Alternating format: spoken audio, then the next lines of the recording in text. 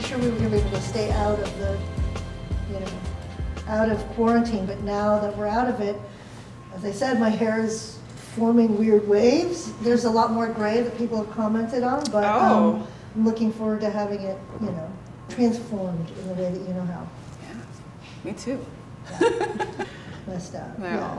But I'm so glad we're all here together and that like we can be back in a space of self-care, because I know that like especially in the darkest moments of being in the pandemic, what I missed most was being able to come to a queer space, being able to sit down, have a conversation, be together and engage in, this radical act of self-care together, a political act, as Audre Lorde always reminds us. Yeah, definitely. I got to show Karen on Zoom how to, or on Instagram I think Live, I how to tuned do in for that. haircuts. Yeah, I watched that for like a little bit. I was like, ooh, okay.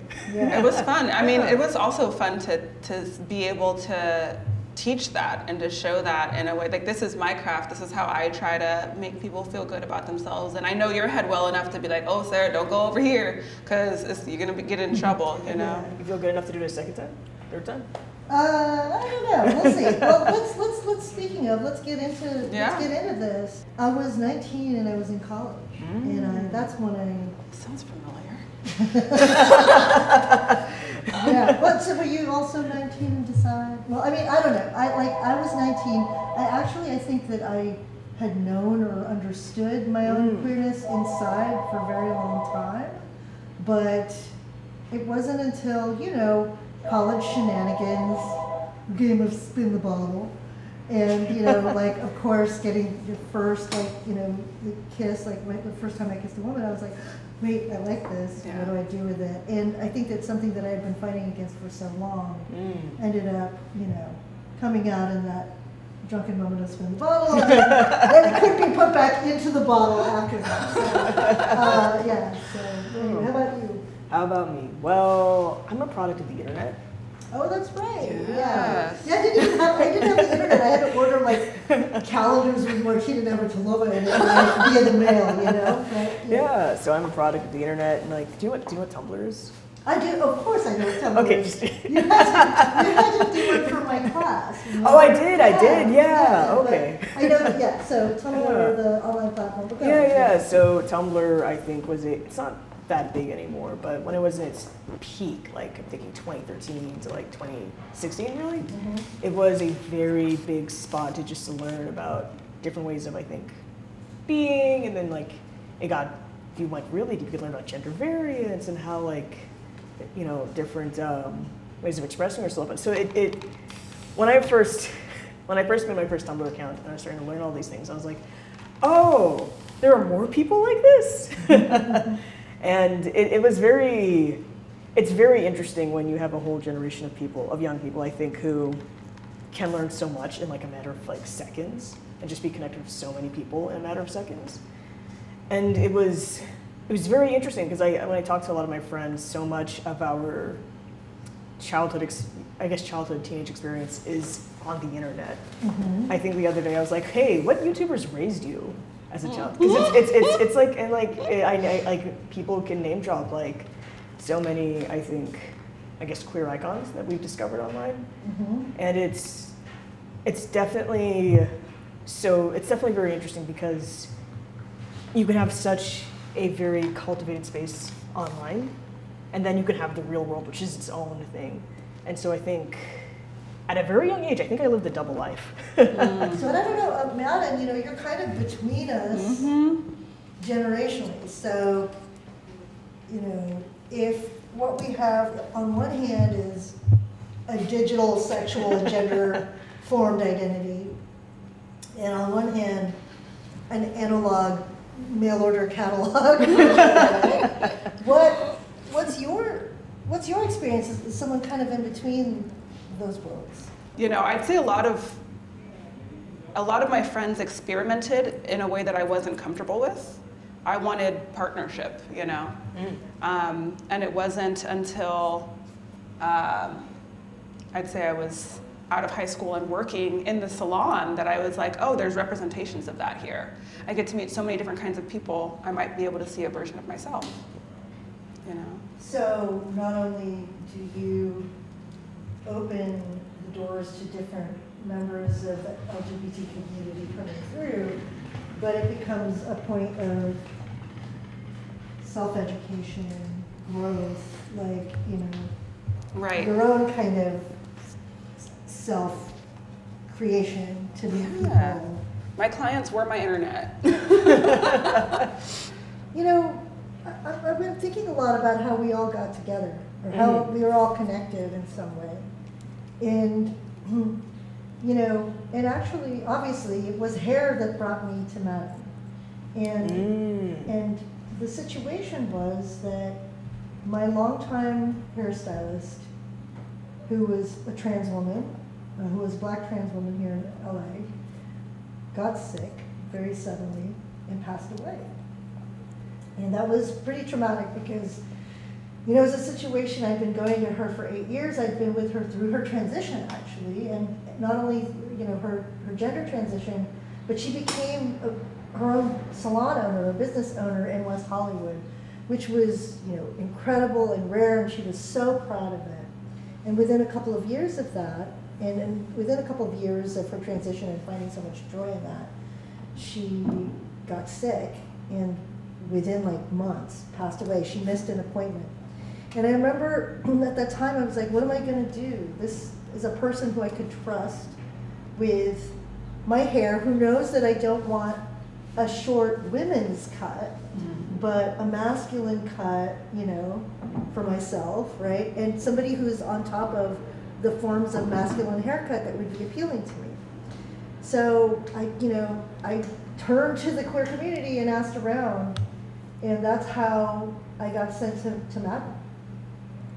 And I remember being kind of distraught, not knowing, because when you start a new relationship with a hairstylist, a relationship with a hairstylist is more than just somebody who cuts your hair. It's somebody, like I said, who holds your sense of self, who, you know, I always use the word therapist, like a therapist, but you know, who does your hair.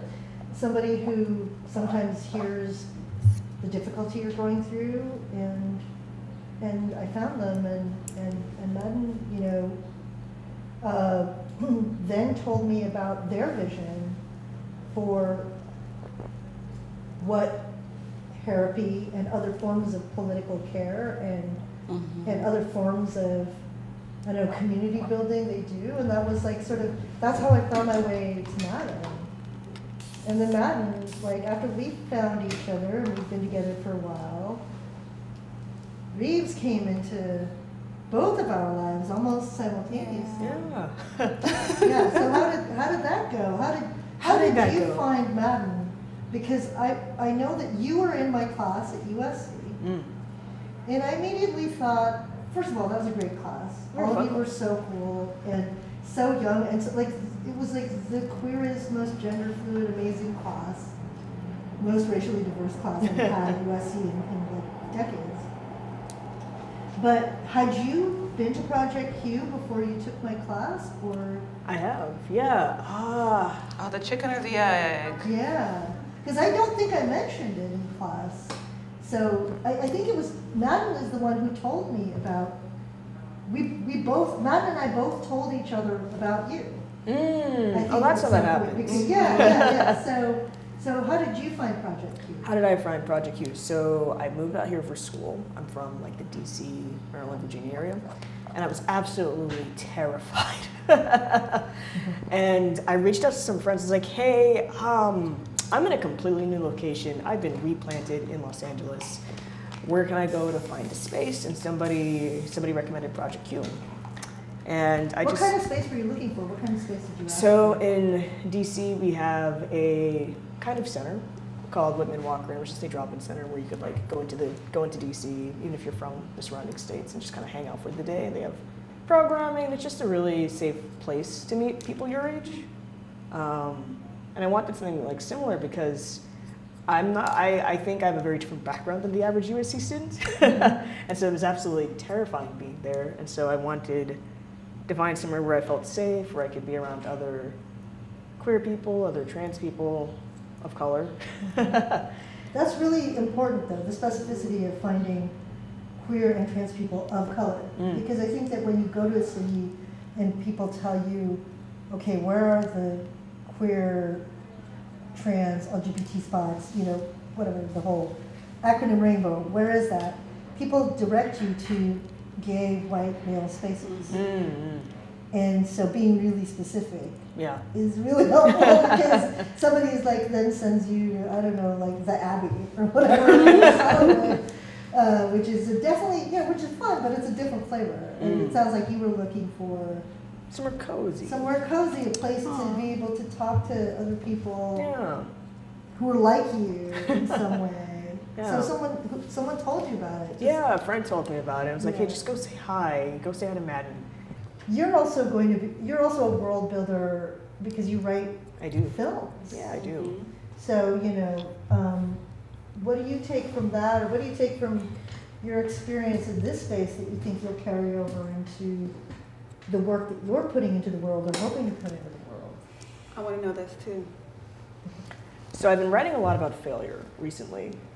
I think one thing that stood out to me, and I don't think I've ever really had a chance to talk about this, but one thing that stood out to me about Octavia's books, I say that casually, Butler's books, is I'm thinking of Parable of the Sower, the very first book from her I read, which was Kindred. I read it for fun in like 8th grade. And there's just something very interesting about both of these protagonists being introduced in a world that expects them to fail, where it's just built for them to fail. And when I think about maybe being Black, being trans, being masculine in very different ways, I think for me to exist, I was supposed to fail. And I think it's very, very interesting when, as reflected, I think, in Parable of the Sower, just the entire situation was,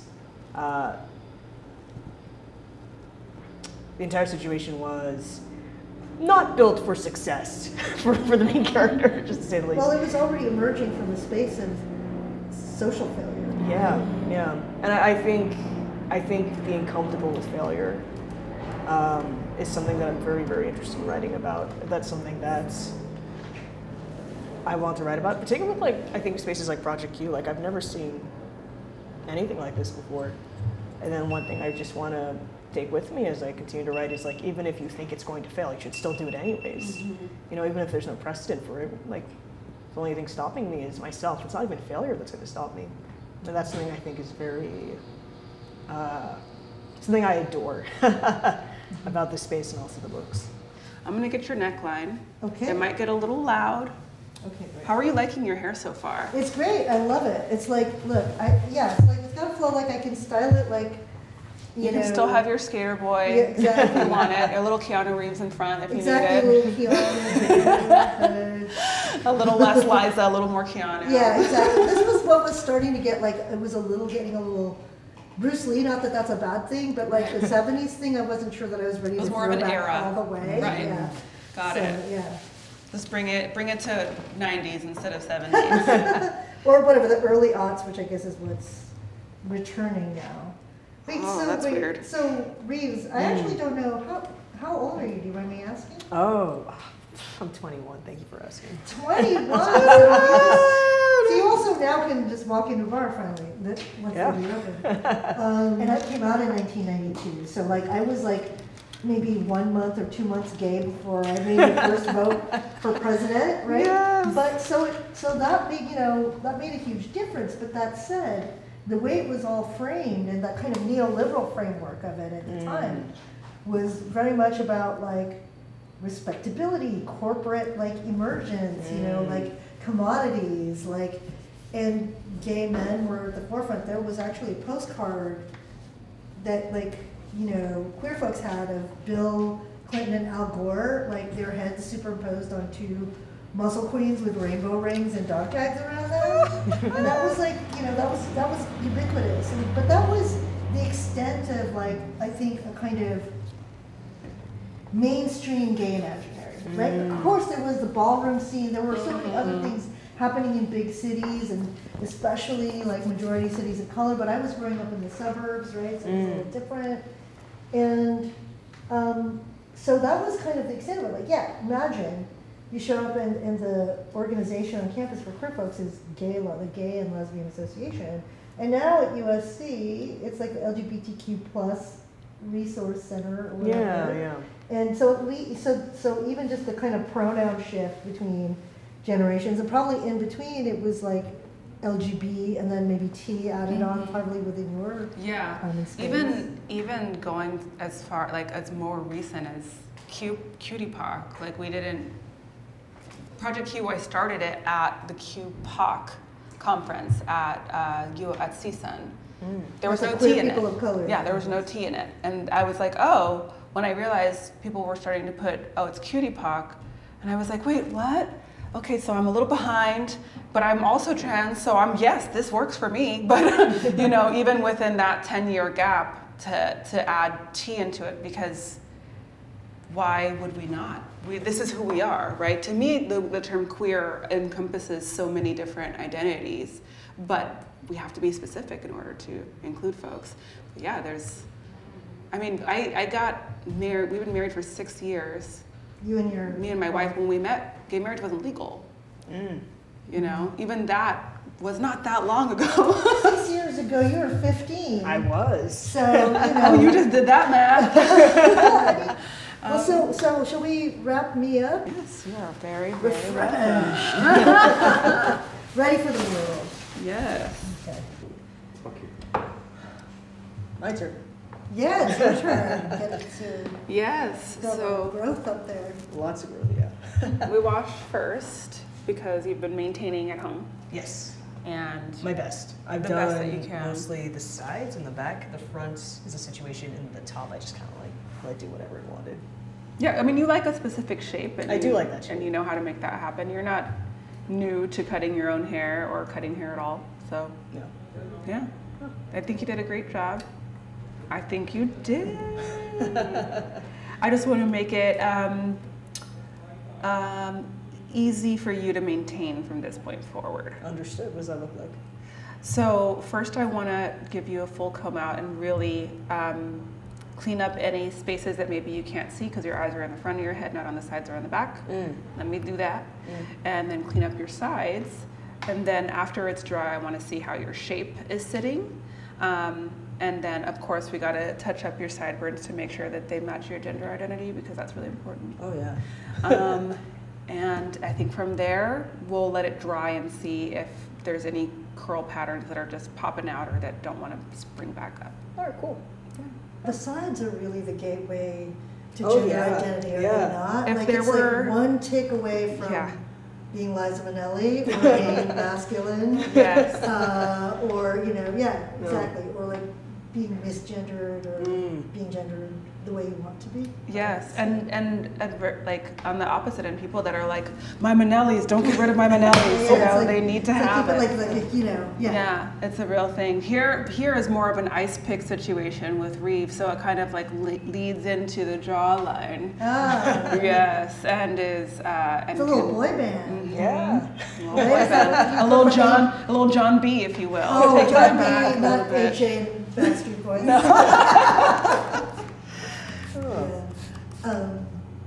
Yeah, so that's cool. So you've been maintaining your own hair also. Yes. And you were yes. talking earlier about how you used to just give yourself a haircut. You I taught would. yourself when you were young to give Oh, yourself yeah. a haircut because you were too stressed out to go get that done. Oh yeah, like I tried going to a barbershop with a friend, and that still wasn't like cutting it. I was so freaked out, and you know, like even if I like did get in the chair, I would be shaking. And you can't get a haircut when you're like, you know, like that anxious about it. So I got clippers. I didn't know what I was doing, so I got beard clippers. And that's how I was cutting my hair because I didn't realize that there was a difference. But yeah, like I think. Again, being a child of the internet, you go on YouTube and you try your best with tutorials, and that's how I started. That's awesome. Yeah. And how old were you when you started doing this? I was... When you felt like you wanted to be responsible for your own hair? About 17. Okay. Yeah, I think 17, 18 was was a big highlight in my coming out experience because that was about the time where I kind of struck it out on my own. I think it was like my last year of high school. And so during that time, I relied on friends for so much. I think even in terms of hair, I think I didn't necessarily have an address at the time, so I just had like the beard, the important beard clippers delivered to like a friend's place, like via Amazon. So that's the start of that. I mean, Madin, how much did you serve as a counselor for folks dealing with different issues around gender specifically? Like, do you feel like you counsel a lot of folks through their gender transitions or through their journey, through their gender journeys? Yeah. So like, I'm the first people a lot of folks come out to. Really? Yeah, they want to look good and feel good, and they, I have to see them for that, or else I can't help them see themselves. So oftentimes folks will come out to me first, and then they're like, I'm coming out. Can you help other people see me the way I see myself? Is really what they're asking. And that's where I go, okay, yes, now let's sit and we talk. This is why these stools are a thing. Let's talk about what that means, because it really is different for everyone. It's we're a rainbow of folks in the way that we present ourselves. But it's kind of my favorite thing to help people feel good. And also, I grew up going to salons. A lot of young assigned female at birth folks do, kind of going in and getting a relaxer. They would go in and they'd straighten your hair, so now they want you to be as feminine as possible, but also as white adjacent as possible, and your natural texture is not cute. You don't wear that out. You have to like get it straightened. Oh, get them edges done, all of that. Or going into a barber shop, and I've been told that they won't cut my hair before. That's happened to me before. It's happened to you before as well, in the DMV? Reviews from barbershops. Yeah. For that. Yeah, definitely. And similarly, I started doing my own hair, but I decided that I was going to do others' hair as well. And that's how, being from a pretty neglectful home, I was able to pay for bus tokens and lunch tickets and everything that was taking care of myself, even menstrual aid, the things that my body was doing that I needed. That's how I took care of myself, was by helping other people. And that's still true today. But having black, like I love the barbershop experience, but I don't want to be misgendered or be hit on. That's another thing that happens sometimes in the barbershop, because they just assume that you swing one way or the other, or being misgendered, or not, being refused service altogether. I want to ask you more about that, but Reeves, something that you just said right now was interesting to me, because earlier you talked about how you sort of thought people of your generation maybe had more openness, had more tolerance, especially in relation to sexuality, right? Like that, you were nervous about coming out to your friends, but it ended up being a big deal. But I'm wondering if you think the same thing applies around, I don't know, a certain sense of enlightenment or way of being related to race as it's tied to sexuality. Do you think your generation has, I don't know, a clearer grasp, or maybe more tolerance, or a wider berth and sense of understanding of these things?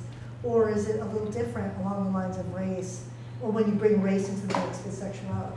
I would say my generation definitely has a lot more, I think, language just to even describe some of the things that we experience in terms of gender and sexuality, even race.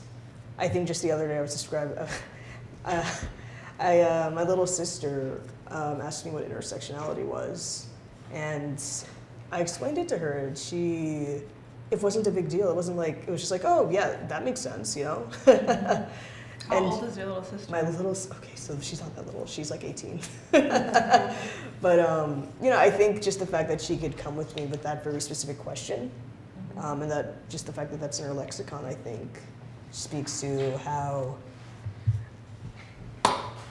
maybe because of the internet, maybe because of something else, but just how much options we have for the words we use to talk about ourselves and describe each other, and how we discuss each other. I definitely think that a lot of the negative experiences, I think, with my gender and my sexuality probably come from older people. Interesting. Yeah, I'm still very baffled by that. I think, like for high school, for example, I think a lot of my teachers and administrators and staff at my high school, I remember them just being so puzzled as to like puzzled as in it's like I'm an obstruction or a situation to deal with. And a lot of my support actually came from my classmates and even like people in the year below, like the years below me. They were very, very. It was a non-issue. And it was just.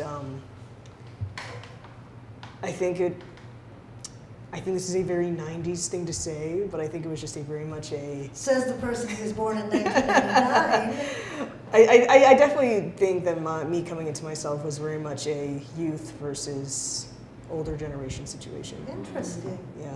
Yeah, I mean, I hear that. I've also had folks come to me with their negativity about my gender expression, and it was always folks that were older. Almost always, I'd say 99.9% of the time. But I think that there will always be some other fight to be fought. I think that really it's not necessarily that it gets better, but the woes of the elders are taken care of. So we were talking earlier about marriage equality, and so much of advocacy and policy that was done on behalf of the queer community was around marriage equality, as opposed to around homelessness, for instance, or around food, right? Like it was mostly AIDS, HIV, and marriage.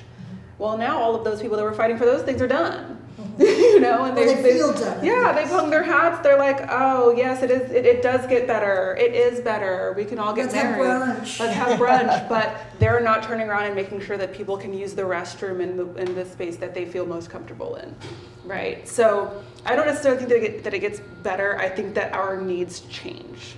And unless we change with the needs of the people that are going to be taking over for us, then we can't help, right? So kind of what's happening here is that intergenerationally, you've turned around and gone, oh, I got what I needed taken care of, now I'm gonna help this person, which is helping me. And I've turned around and gone, oh, I've gotten what I need, now I'm gonna take care of this person. And you walked in saying, how do I help y'all? Which is like, that's what builds the community. But I guess that leads me to kind of think a little bit too about, you know, even the discussions that we've all been having about Black Lives Matter, about the uprisings of the summer of 2020 in the wake of George Floyd's death, and how people have been treating that as if it were a new thing to a certain extent, and how, you know, people like Patrisse Cullors had to remind people, wait, you know, Black Lives Matter began in like 2014, and that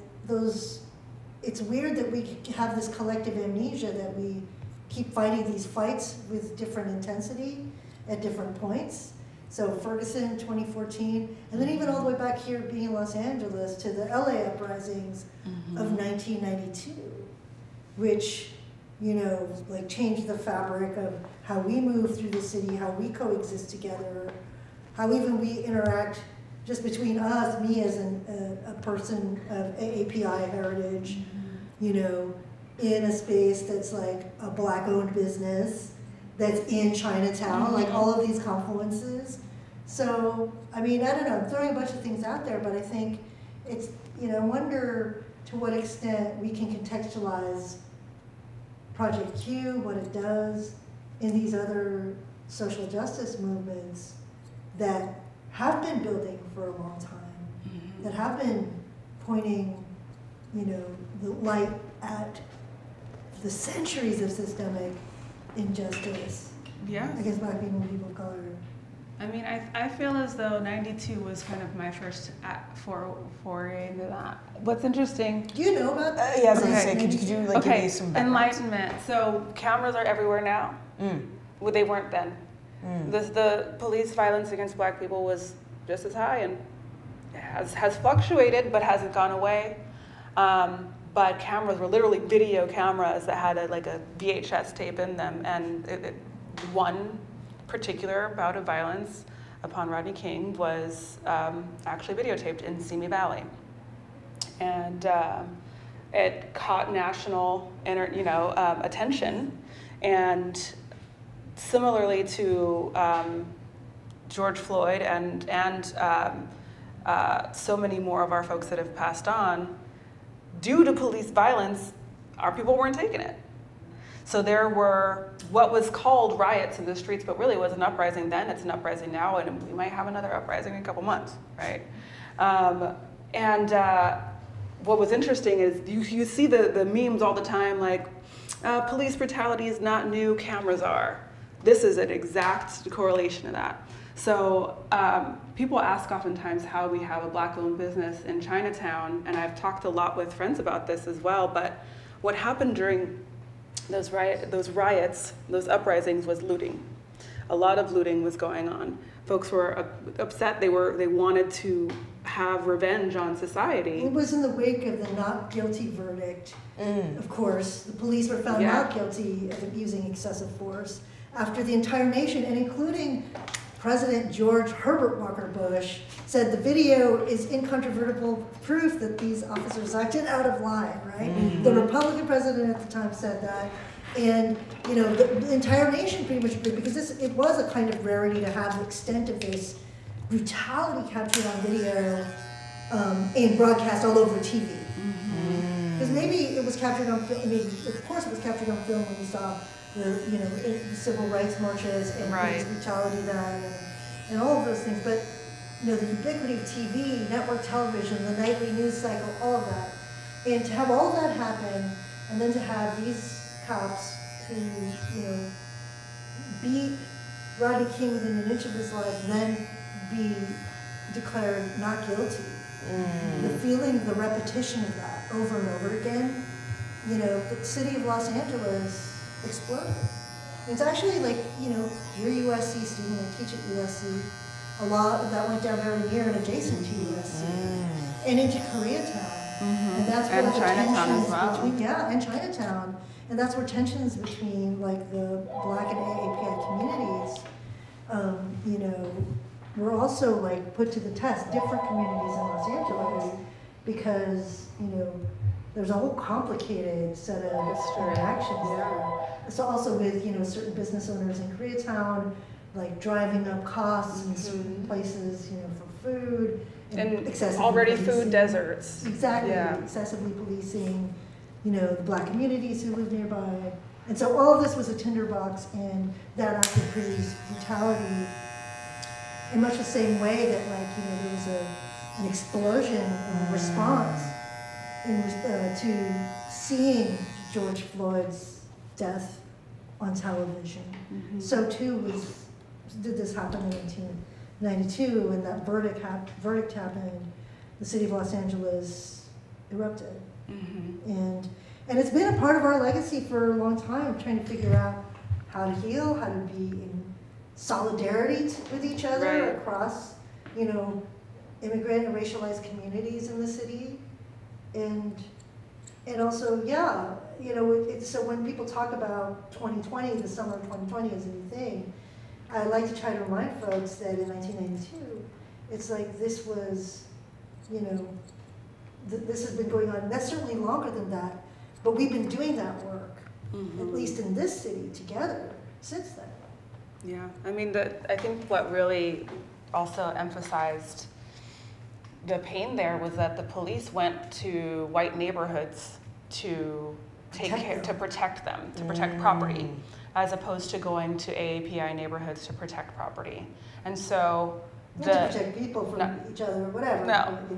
That's not a part of it. They wanted to make sure that people's property values stayed as high as it could. And that created even a further rift between the Black and AAPI communities, to the point where, there's so many jokes in movies like How High and like a lot of cult Black films that is walking into a convenience store owned by an AAPI person and being followed around, or like that is all based upon this exact experience. And so when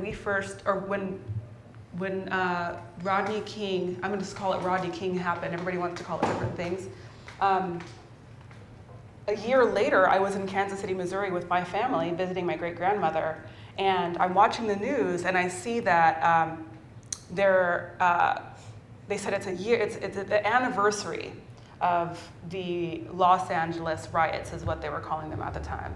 So the anniversary. And I'm 9, I think, at this time. And to me, an anniversary is something that happens every year.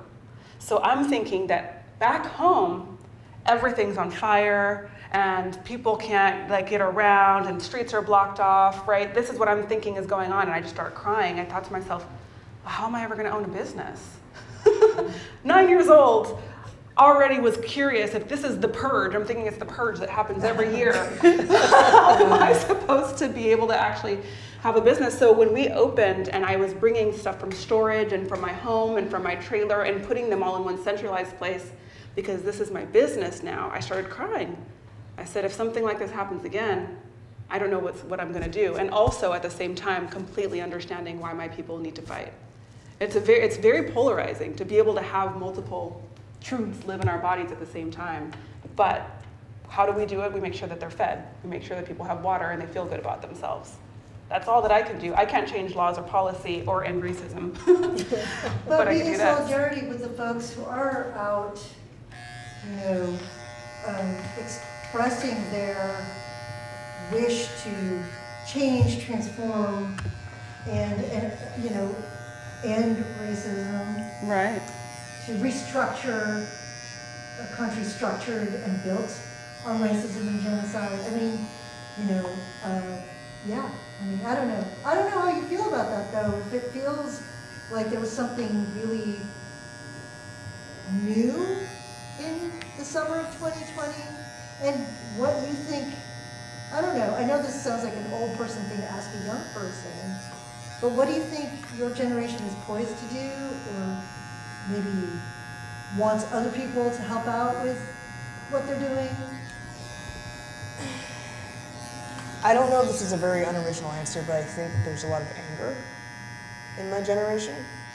I think a lot of that comes from like just the frustration of like, wait, this has been going on for so long and nothing has happened, you know? Because like I'm 21 and like, I think you said that the Rodney King 92. situation happened in 92. So I think there is, and this also goes back to how easy it is to just learn things and get information. And I think there's a lot of anger for just, one, how long this has been going on, and like this is completely oversimplifying it, but I guess how easy it is to do harm. Mm-hmm. I think that is so frustrating for everybody. Mm-hmm. And the same, like my same little sister I mentioned earlier, like she went to a protest, I think over in Long Beach, and I think she got tear gassed, and she was like, I don't want to do it again. I think it was like last summer, summer 2020, and she was like, and I completely understood, like I was very worried, but I completely understood, because I remember, I think, we all watched TV at the time, like there were just like rubber bullets, there was like a lot of stuff happening, but like, I didn't even like want to even try to argue with anybody, like maybe stay safe or whatever, no, like there was just so much anger, I think. And I think that's a good thing. I think right now it's a bit of a job to somehow reckon anger, all this anger, and all this anger of just how long everything has been going on, with thinking of what it would look like if this were not the situation. And I don't want to call it learned helplessness, but I think a lot of the anger comes from like, this is how it's going to be. It's happened before, and it'll happen again. Yeah. But also, just to finish a quote from earlier, talking about the master's tools in the master's house, our job is actually to earn our way in and rearrange the furniture so that people like us feel more comfortable there. So that's talking about privilege, right? So I have a lot of very nice people in my life that have more privilege than I do in certain areas. I have more privilege than other people in my life in certain areas. And the point is to earn our way in and then move it all around and then put on some Biggie Smalls in the background so that we feel like we could sing along with each other. Redistribute. I think that I didn't always have like financial security, but now that I do have it, I think that, what I tell a lot of folks And when I tell even my own white partner, actually, like during the uprisings in 2020, in the summer of 2020, you know, and in the middle of the COVID-19 pandemic, and her just kind of wanting to be out in the streets and be like wanting to be seen protesting, like doing all those things. I was like, okay, let's have a conversation about this. Number one, I don't feel safe in the context of the pandemic necessarily being out in the streets. Not everybody can be. Some people, you know, feel better about it. But even if, you know, one of the things that you can do as a person of privilege, as a person who is white in this country and who grew up with a certain amount of privilege, is to, you know, listen, to find out where your skills are needed, to find out where your resources, financial and otherwise, are needed, and to not put yourself at the center of somebody else's story. I think that that's the thing that allies of all sorts need to learn, is that you can be a part of authoring this story, you can be part of a participant, a character in it, but I don't think that you should center yourself in a story that belongs to. So in other words, it's not about your feelings, it's not about making you feel less racist, it's about making the world less racist. It's about making this country, it's about transforming the structures of this country and breaking down those structures that you benefit from, even perhaps at a loss to yourself. Right. At a loss to some of ourselves, in order to make it more equitable and fair for more people. And I think that that's sort of where, I mean, I don't know. See, look, the old person has a lot of advice to give out, but I think that that's one of the things that, first of all, I see in action, as you were saying, Madin, you know, rearranging furniture, but also redistributing becomes such an important idea. It's like thinking about your resources not just as, you know, another way to center yourself as part of the narrative. Part of what we're doing is trying to decenter whiteness, colonialism. We're trying to decolonize, we're trying to do all of those things. And what would help is if you know, take yourself out of the spotlight and instead do the transformative work of changing the systems that are benefiting you, so that it benefits more people. See, this is why I like elders. I really like going to you guys for advice on things. Because you guys give me things to work with, you know? Yeah. Do you feel a little more equipped in that area? I feel hopeful. That's good. And Wow. not suspiciously. So. Even more hopeful in the span of the few minutes we've been talking here. Yeah, I mean, you guys have things to say, and I think that's just a testament to politely like your age.